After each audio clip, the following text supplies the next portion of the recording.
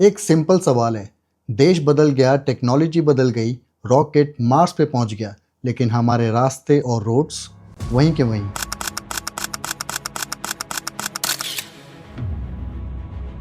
खड्डे तो sir highway पर पड़े हुए हैं। मुझे अफसोस है कि हमारी सरकार क्या कर रही है। आम नागरिक होने के नाते मैं सवाल भी कर सकता हूँ।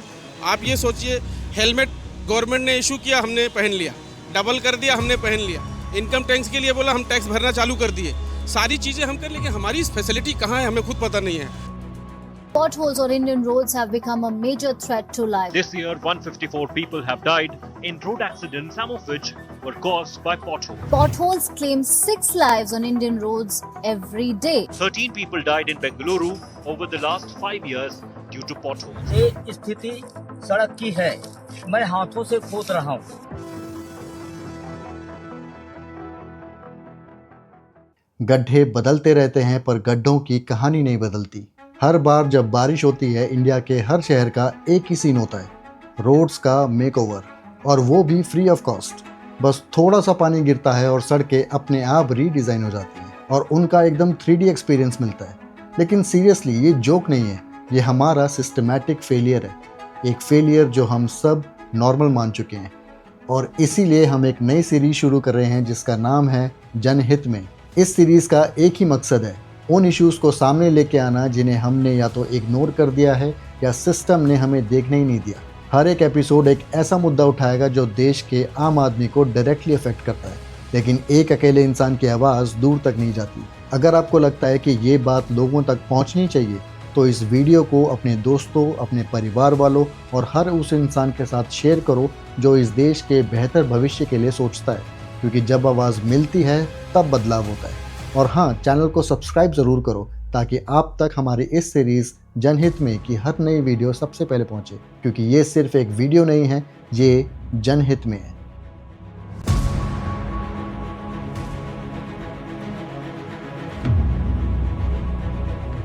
हर साल इंडिया 1 लाख करोड़ से ज़्यादा पैसा रोड कंस्ट्रक्शन और मेंटेनेंस पे खर्च करता है। फिर भी सड़कों का हाल देख लो, कहीं बिटुमेन गल गया, कहीं सीमेंट उड़ गया और कहीं कॉन्ट्रैक्टर ने बस फोटो खींच के काम कंप्लीट की रिपोर्ट भेज दी। अब सबसे बड़ा सवाल ये है कि इतना पैसा जाता कहाँ है? उस बाइक और स्कूटर पर आपसे जीएसटी लिया जाता है, व्हीकल इंश्योरेंस पर जीएसटी लिया जाता है और उसके बाद रजिस्ट्रेशन टैक्स और रोड टैक्स के नाम पर भी पैसा लिया जाता है। That we in India pay taxes like in developed countries to get services like in sub Saharan countries. Material बराबर डाला है, उसमें बेईमानी नहीं हुई है, पर उसकी जो लेवल थी कुछ जगह पर 1 है और कुछ जगह पर 1 इंच ऊपर है, तो इसके कारण वो बम डंप आया है। अब चलो एक बेसिक फैक्ट बताता हूँ। इंडिया के पास दुनिया का सेकंड लार्जेस्ट रोड नेटवर्क है, अराउंड 63 लाख किलोमीटर।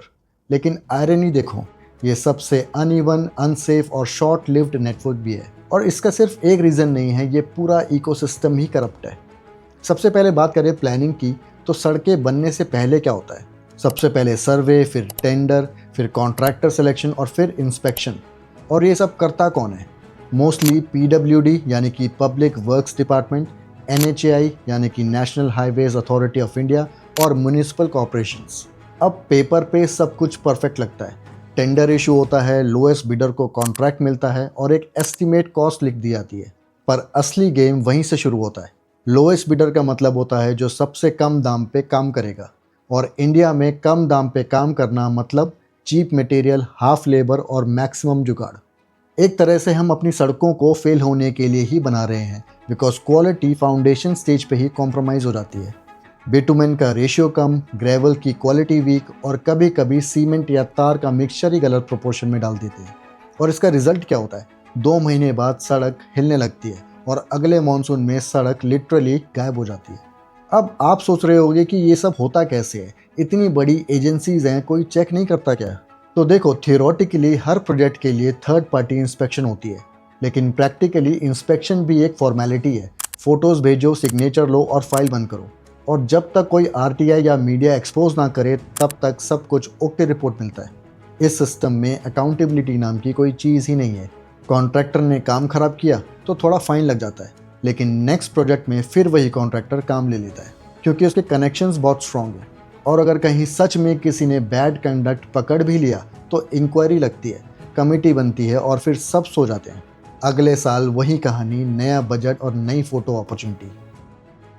अब ज़रा ग्राउंड रियलिटी पे चलते हैं। अगर आप किसी भी इंडियन सिटी के आउटस्कर्ट्स में जाओ तो रोड प्रोजेक्ट्स हमेशा अंडर कंस्ट्रक्शन मिलेंगे।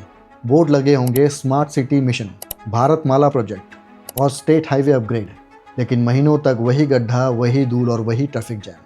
और जब फाइनली रोड कंप्लीट होती है तो एक बार उस पर जूम करके देखो, ऊपर से शाइनी ब्लैक लेयर लेकिन अंदर से हॉलो। अब यहाँ पे एक टेक्निकल टर्म समझते हैं जो है सब ग्रेड फेलियर, मतलब रोड का बेस लेयर प्रॉपर कॉम्पैक्ट नहीं होता और जब भी बारिश होती है वो पानी अंदर घुस जाता है और पूरी लेयर हिल जाती है। पर हमारे यहाँ कोई उस बेस पर फोकस ही नहीं करता, क्योंकि बेस तो नज़र ही नहीं आता ना कैमरे में सिर्फ ऊपर का शाइनी ब्लैक तार दिखना चाहिए। मिनिस्टर इनॉग्रेटेड न्यू रोड, इस हेडलाइन के लिए सिर्फ वही चाहिए। अब बात करते हैं करप्शन की, क्योंकि बिना करप्शन के ये स्टोरी एकदम अधूरी है। रिपोर्ट्स के मुताबिक एवरेज रोड कंस्ट्रक्शन का जो पैसा एलोकेट होता है उसमें से 20 to 30% पैसा डायरेक्टली ब्राइब्स और किकबैक्स में चला जाता है। और ये कोई सीक्रेट नहीं है, ये सब लोग जानते हैं, बस कोई बोलता नहीं है। टॉप लेवल से सैंक्शन आया तो मिडिल लेवल ऑफिसर ने अपना थोड़ा कमीशन निकाल लिया, फिर कॉन्ट्रैक्टर ने अपनी मार्जिन निकाल ली और एंड में काम पे लगने वाले लेबर और मटेरियल का पैसा सबसे लास्ट में बचता है और उसी बचे हुए कुछ पैसे से रोड बनती है। अब सोच के देखो, रोड बन रही है करप्शन के बचे हुए पैसों से, तो फिर उसके टूटने पर किसको शॉक लगेगा। अब एक और फनी चीज़ बताऊं, कई जगह रोड सिर्फ फोटोज़ के लिए बनती है। ऑडिट के लिए फ़ोटो भेजनी होती है तो एक पैच रोड पे तार डाल दो, फिर उसके बाद उसकी फ़ोटो खींच लो और रिपोर्ट फाइल कर दो, बस वर्क कंप्लीटेड। और जब लोग कंप्लेन करते हैं तो जवाब मिलता है कि बजट ख़त्म हो गया। इस पूरे सिस्टम में सबसे बड़ा सफरर कौन है? आम आदमी, जो टैक्स देता है और फिर उसी टैक्स से बनी हुई रोड पर चलाकर अपनी बाइक तोड़ देता है। और आयरनी देखो, अगर कोई आदमी सड़क के गड्ढे में गिरकर मर जाए तो गवर्नमेंट के रिकॉर्ड्स में लिखा होता है accident due to driver negligence. किसी फाइल में नहीं लिखा होता कि accident due to pothole, because अगर लिख दिया तो जिम्मेदारी आएगी और अगर जिम्मेदारी आई तो पैसा देना पड़ेगा। चलो अब थोड़ा और डीपर लेवल पे समझते हैं। सड़क सिर्फ एक इंफ्रास्ट्रक्चर नहीं होती, ये इकोनॉमी की बैकबोन होती है। पूरी supply chain, transport, logistics, emergency responses सब रोड पे डिपेंड करता है। अगर रोड ख़राब तो ट्रांसपोर्ट स्लो, अगर ट्रांसपोर्ट स्लो तो गुड्स एक्सपेंसिव, और ये पूरा चेन इफेक्ट आपके किचन तक पहुंचता है। सब्जी महंगी, पेट्रोल ज़्यादा खर्च, डिलीवरी डिले, सब एक ही सोर्स से निकलता है, बैड रोड्स। और हमारे पॉलिटिशियंस को ये सब मालूम भी है, फिर भी हर साल नया हाईवे, नया फ्लाईओवर अनाउंस होता है और उसकी मेंटेनेंस, उसका बजट लास्ट में लिखा होता है, जो कि मोस्ट केसेस में यूज़ भी नहीं होता। इंडिया के कंट्रोलर एंड ऑडिटर जनरल यानी कि CAG ने कई रिपोर्ट्स में लिखा है कि रोड प्रोजेक्ट्स में मैसिव डिलेज और क्वालिटी कॉम्प्रोमाइज़ कॉमन है, लेकिन जब मीडिया थोड़ा प्रेशर बनाता है तो 2 दिन के लिए न्यूज़ चलती है, फिर सब भूल जाते हैं। अब एक थोड़ा शॉकिंग एग्जाम्पल देखते हैं। महाराष्ट्र के नासिक डिस्ट्रिक्ट में 10 किलोमीटर का रोड प्रोजेक्ट 2021 में बना था, लेकिन सिर्फ 4 महीनों में पूरा रोड क्रम्बल हो गया। जब इंक्वायरी हुई तो पता चला कि रोड के मिक्सचर में इंडस्ट्रियल वेस्ट यूज हुआ था बिटुमेन की जगह, मतलब लिटरली गार्बेज से रोड बनाई गई थी। और ये कोई वन ऑफ केस नहीं है, तमिलनाडु, बिहार, मध्य प्रदेश और असम, हर जगह ऐसे केसेस मिलते हैं जहां रोड बनने के 1 साल के अंदर अंदर दोबारा रिपेयर टेंडर निकल जाता है।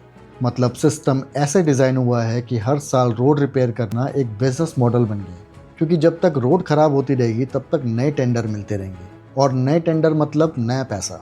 तो सोच लो, अगर रोड परफेक्ट बन गई तो प्रॉफिट चेन रुक जाएगी और कोई भी कॉन्ट्रैक्टर या ऑफिसर ये तो बिल्कुल नहीं चाहेगा। और हाँ, अगर आपको लगता है कि ये सिर्फ रूरल या फिर छोटी जगहों का प्रॉब्लम है तो ज़रा मेट्रो सिटीज़ पे भी नज़र डालो। मुंबई, दिल्ली, बैंगलोर, चेन्नई, ये सब जगह सेम स्टोरी है। $1 billion cities with 10 rupees roads. Mumbai की सिविक बॉडी BMC हर साल hundreds of crores road repair पे खर्च करती है, फिर भी हर मॉनसून में मरीन ड्राइव से अंधेरी तक की सड़क लिटरली रोलर कोस्टर बन जाती है। वहीं दिल्ली की बात करें तो दिल्ली में PWD प्रोजेक्ट्स बारिश के बाद 40% रोड्स को फेल्ड कंडीशन डिक्लेयर कर देता है। उसके बाद पैचवर्क होता है और फोटो निकलती है और अगली बार फिर वही सीन। और जब लोग कंप्लेन करते हैं तो ब्लेम गेम शुरू हो जाता है कि ये रोड NDMC के अंडर है, या फिर ये स्ट्रेच NHAI का है, या फिर ये MCD का ज्यूरिसडिक्शन नहीं है। और हम सिर्फ यही सोचते रह जाते हैं कि ये गड्ढा है किस डिपार्टमेंट का। अब सोचो ज़रा, हर साल इतना पैसा लगता है फिर भी रोड ख़राब क्यों होती है? इसका आंसर सिंपल है, मेंटेनेंस का कोई ओनरशिप ही नहीं है। रोड बनने के बाद उसे कौन देखेगा? NHAI बोलेगा स्टेट का काम है, स्टेट बोलेगा कॉन्ट्रैक्टर मेंटेन करेगा, और कॉन्ट्रैक्टर बोलेगा मेरा कॉन्ट्रैक्ट ख़त्म हो गया। और जब तक ये ब्लेम पासिंग होती है तब तक रोड लिटरली गिर जाती है। ये सिस्टम बना ही ऐसे गया है कि अकाउंटेबिलिटी डाइल्यूट हो जाए।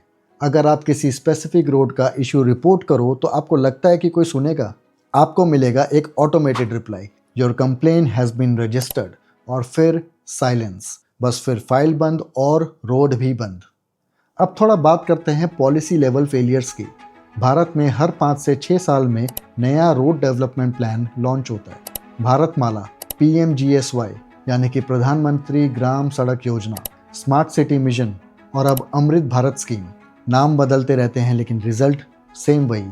PMGSY का ओरिजिनल एम था हर गांव को ऑल वेदर रोड से कनेक्ट करना, लेकिन इसकी ग्राउंड रियलिटी क्या है? कई जगह सिर्फ 2 किलोमीटर तक रोड बना के प्रोजेक्ट कंप्लीट मार्क कर दिया गया और बाकी का पैसा पेपर से गायब।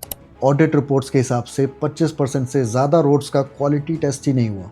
अब इसके डिले का रीज़न क्या है? लैंड एक्विजिशन डिस्प्यूट्स, कॉस्ट एस्केलेशंस और करप्ट कॉन्ट्रैक्टर्स।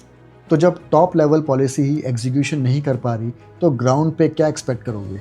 अब एक और फंडामेंटल प्रॉब्लम है कि इंडिया में रोड लाइफ स्पैन का कॉन्सेप्ट ही वेग है। टेक्निकली एक प्रॉपरली कंस्ट्रक्टेड बिटुमेन रोड 7 से 10 साल तक चलनी चाहिए, लेकिन इंडिया में एवरेज रोड लाइफ सिर्फ 2 से 3 साल है, क्योंकि हमारे यहाँ काम परमानेंट नहीं बल्कि टेम्परेरी जुगाड़ से होता है। और यहाँ पे एक डेंजरस ट्रेंड आया है, पैच कल्चर।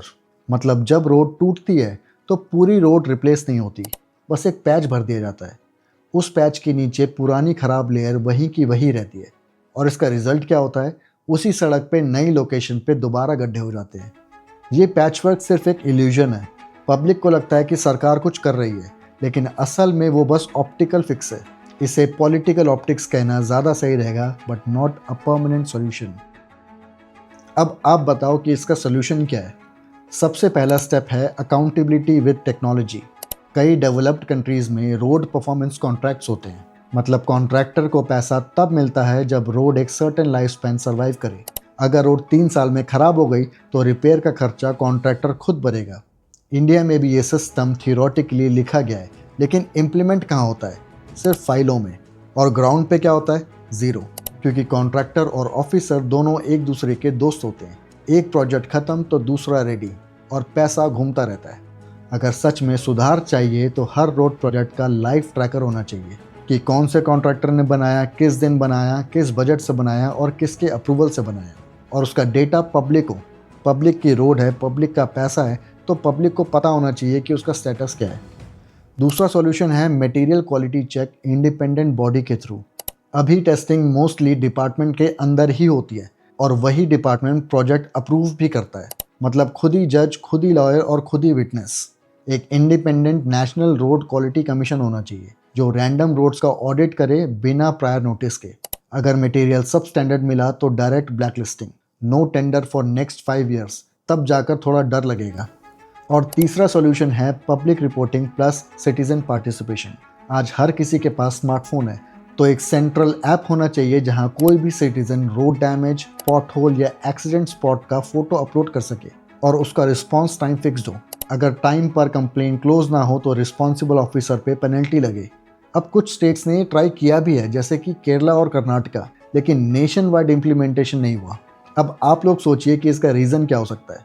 इसका रीज़न है कि अकाउंटेबिलिटी से लोग डरते हैं। चलो बात करते हैं थोड़े सिस्टम के अंदर की रियलिटी की। टोल से आने वाला पैसा सिर्फ कुछ हाईवेज तक ही लिमिटेड है, बाकी स्टेट और रूरल रोड्स मेंटेनेंस के लिए कोई डेडिकेटेड फंड ही नहीं है। अब इसका रिजल्ट, मेंटेनेंस लास्ट प्रायोरिटी होती है। पहले नए प्रोजेक्ट अनाउंस करो, रिबन कट करो, फोटो लो और सोशल मीडिया पे डाल दो। जब तक मेंटेनेंस का टाइम आता है तब तक नया मिनिस्टर आ चुका होता है और नई स्कीम आ गई होती है। और यही रीज़न है कि इंडिया के 30% से ज़्यादा रूरल रोड्स 2 साल के अंदर ब्रेकडाउन हो जाते हैं।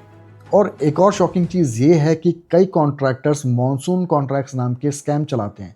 उन्हें पहले से ही पता होता है कि बारिश में रोड टूटेगी, तो उन्हीं कॉन्ट्रैक्टर्स को अर्जेंट रिपेयर वर्क के नाम पर नए टेंडर मिल जाते हैं। मतलब रिपेयर का भी एक फिक्स बिजनेस मॉडल है। अगर रोड ना टूटे तो कुछ लोगों का रेवेन्यू रुक जाता है। अब सोच लो, रोड के खराब होने से किसी को लॉस नहीं होता, पूरे सिस्टम में लॉस सिर्फ आम आदमी का होता है। और जब हम कैजुअली कह देते हैं इंडिया इज शाइनिंग, विकसित भारत 2047, तो पहले रोड तो शाइनिंग बना लो भाई। क्या सेंस है रॉकेट भेजने का जब हम अपनी गली तक सेफली नहीं चल सकते? एम्बुलेंस किसी गड्ढे में फंस जाए, स्कूल बस डिले हो जाए और डिलीवरी ट्रक पलट जाए, ये सब इंफ्रास्ट्रक्चर फेलियर नहीं बल्कि गवर्नेंस फेलियर है। और गवर्नेंस का मतलब होता है policy plus execution plus accountability. अगर ये 3 अलग अलग डायरेक्शन में खींच रहे हैं तो रिजल्ट वही मिलेगा जो हम देख रहे हैं, गड्ढे पे गड्ढे, टेंडर पे टेंडर। अब ज़रा इमेजिन करो कि अगर हमने सच में इस प्रॉब्लम को प्रायोरिटी बनाया होता तो आज इंडिया के रोड्स दुनिया के बेस्ट हो सकते थे। हमारे पास मैन पावर है, टेक्नोलॉजी है और पैसा भी है, लेकिन हमारे पास इंटेंट नहीं है। और जब इंटेंट नहीं होता तो हर बार रोड के साथ एक नया एक्सक्यूज़ मिलता है। अब इसका एक और पर्सपेक्टिव ये है कि इंडिया के रोड एक्सीडेंट्स का मेजर रीज़न पॉट होल्स है। हर साल लगभग 3500 से 4000 लोग पॉट होल्स के चक्कर में मर जाते हैं, लेकिन उन डेथ्स को as a pot hole death कोई काउंट नहीं करता। ऑफिशियली सिर्फ यही लिखा जाता है over speeding, loss of control या फिर ह्यूमन एरर। पर असली ह्यूमन एरर तो सिस्टम का है ना, एक ऐसी गवर्नमेंट मशीनरी जिसे पता है कि प्रॉब्लम क्या है लेकिन फिर भी कोई एक्शन नहीं लिया जाता। और पता है सबसे डेंजरस चीज़ क्या है? पब्लिक भी आदत डाल चुकी है। पर मुझे लगता है कि अब ये साइलेंस तोड़ना ज़रूरी है। ये सीरीज़ इसीलिए शुरू की जा रही है ताकि हम सिर्फ कंप्लेन ना करें बल्कि क्वेश्चन करें, एनालाइज करें और एक्सपोज करें। क्योंकि हर बार जब एक आदमी पॉटहोल में गिरता है वो सिर्फ एक एक्सीडेंट नहीं होता, वो एक पॉलिसी फेलियर होता है, वो एक करप्शन का सर्टिफिकेट होता है। और जब तक हम ये नहीं समझेंगे तब तक ये गड्ढे सिर्फ रोड पे नहीं हमारे सिस्टम में भी बने रहेंगे। मैं पर्सनली चाहता हूँ कि आप कमेंट करके बताओ कि आपके शहर में सड़कों का क्या हाल है, क्योंकि अगर चेंज करना है तो शुरुआत अवेयरनेस से ही होती है। अगर आपको ये वीडियो पसंद आई तो इसे लाइक करना मत भूलना, अगेन सब्सक्राइब करना मत भूलना। मैं मिलूंगा अपनी नेक्स्ट वीडियो में, तब तक के लिए stay humble, be kind and work hard.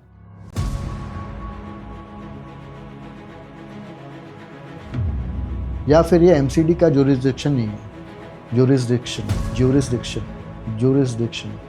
या फिर ये एमसीडी का जुरिस्डिक्शन नहीं है। आखिर किस जुरिस्डिक्शन का गड्ढा है ये?